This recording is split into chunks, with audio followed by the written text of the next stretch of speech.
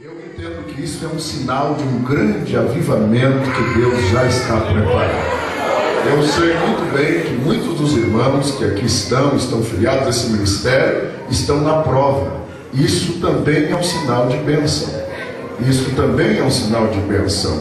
Porque a prova é que qualifica quem Deus quer usar.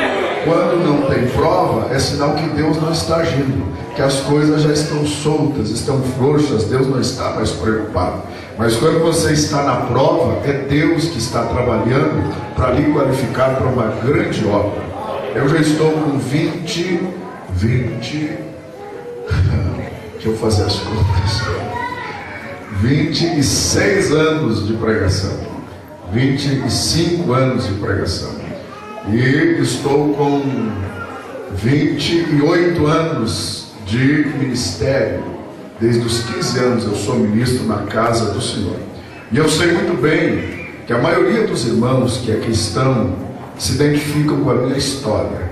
Eu sou filho de uma família muito pobre, muito necessitada, no interior do Rio Grande. Deus me chamou com 8 anos de idade. Foi quando eu preguei a primeira mensagem no culto de domingo.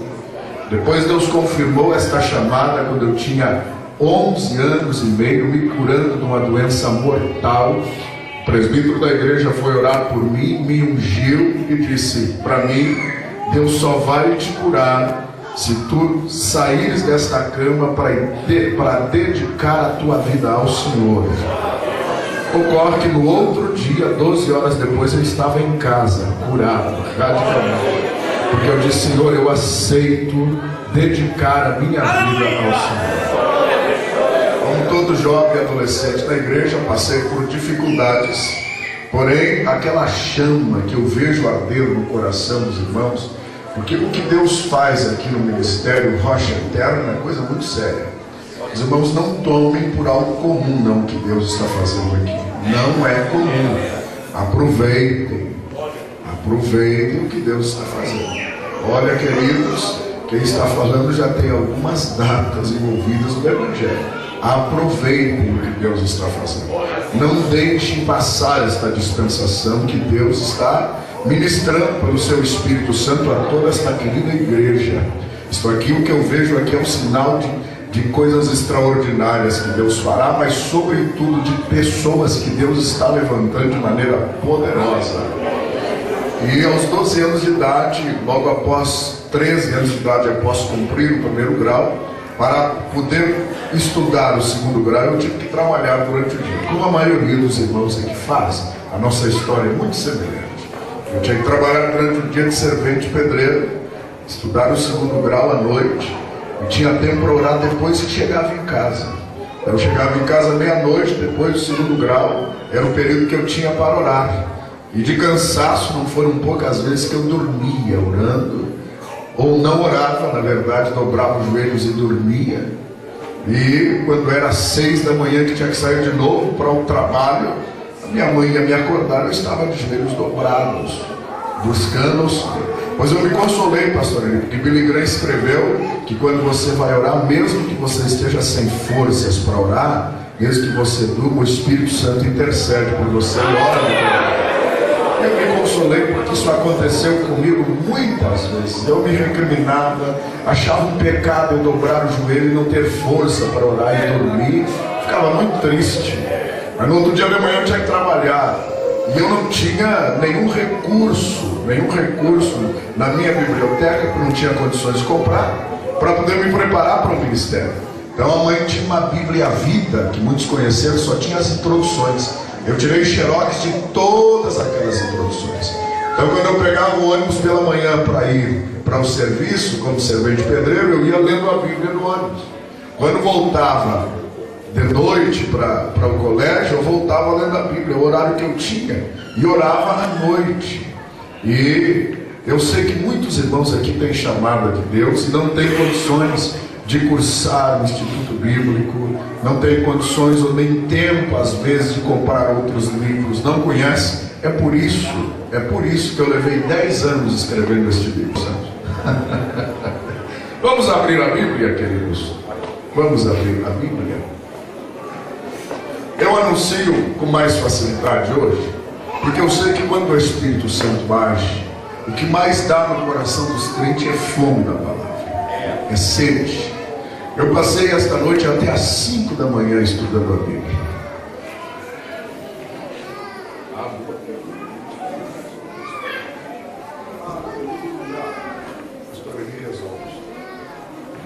Eu passei hoje até às 5 da manhã estudando a Bíblia. Sabe por quê, irmãos? É fome, é sede de Deus. É isso que ocorre quando o Espírito Santo trabalha.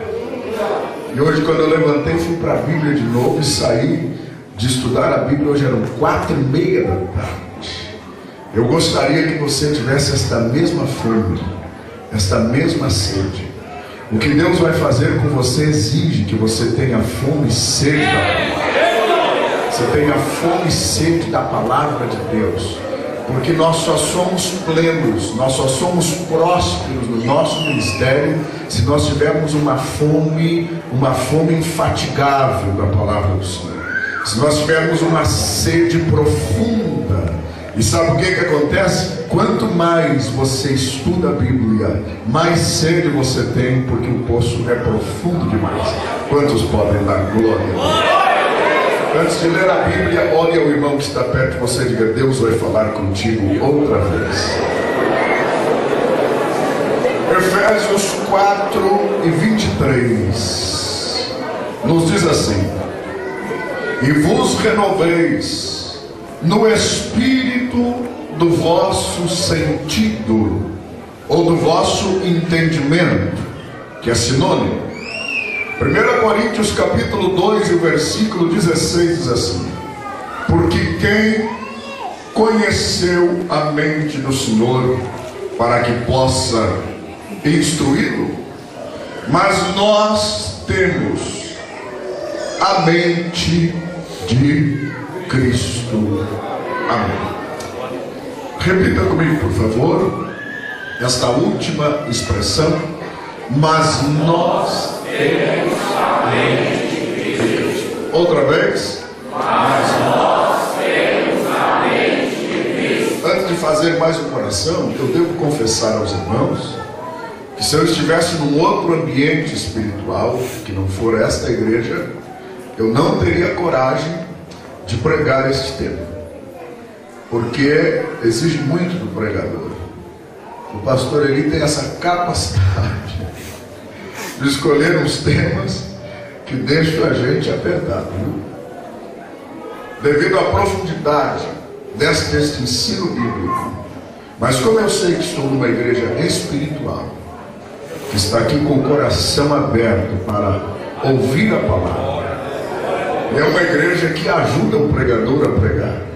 Porque há igrejas que o pregador fica sozinho, ele tem que levar o povo todo nas costas. Olha para o púlpito e é um problema, irmão, porque glória a Deus, nem para xarope não sai uma pílula de lágrima, e muito menos Pentecostes. E isso está mais comum do que os senhores imaginam. Sabe o que é isso nestas igrejas? Primeiro, é falta de sensibilidade espiritual. Segundo, é peso de pecado. Porque onde o Espírito Santo não age com liberdade, você pode escrever: é peso de pecado. Eu prego numa igreja, uma das maiores igrejas do Brasil, já há alguns anos. Sempre enfrentei muitas dificuldades para pregar naquela igreja, mas o pastor é um homem de Deus, sempre teve coragem de me convidar. E um dia eu preparei uma mensagem e o Espírito de Deus me disse na madrugada: não vai falar nada disso, tu vai falar sobre o entulho que eu vou tirar daqui. Eu disse: mas senhor, falar numa das maiores igrejas do Brasil e do mundo sobre entulho, não tem outra expressão? Entulho, tu vais falar entulho. Entulho. Entulho. A irmã Damares conhece bem isso. Entulho. E eu não tive outra mensagem, pastor Eli. O culto terminou uma treva. Mas profeta é assim, ele não prega para agradar.